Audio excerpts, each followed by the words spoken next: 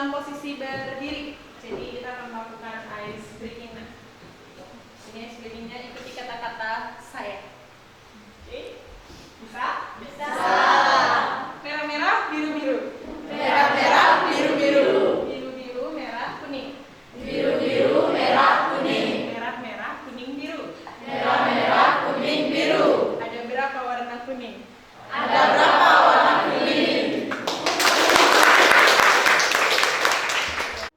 Nah, kali ini, pagi ini kita akan mempelajari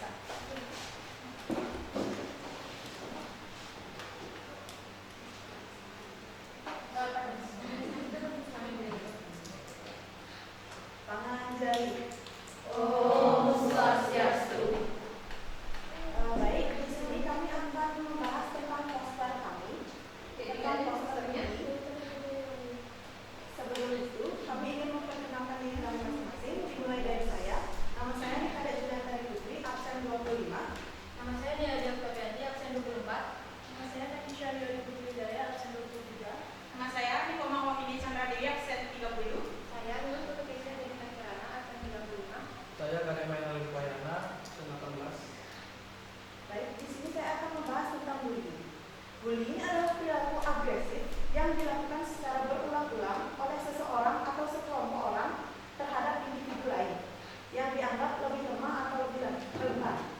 Tindakan bullying bertujuan untuk menyakiti, mengintimidasi, atau mempermalukan korban, baik secara fisik, verbal, maupun psikologis. Ada beberapa bentuk bullying.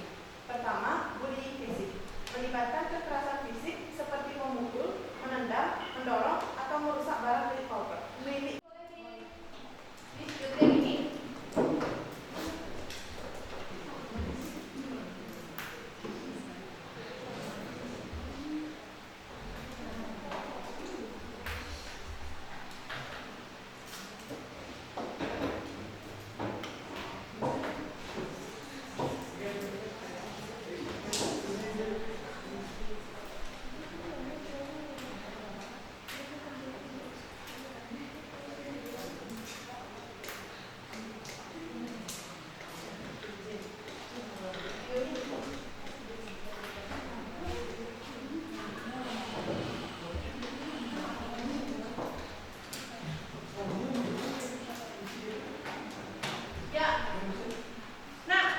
Ini adalah hasil karya dari kalian ya.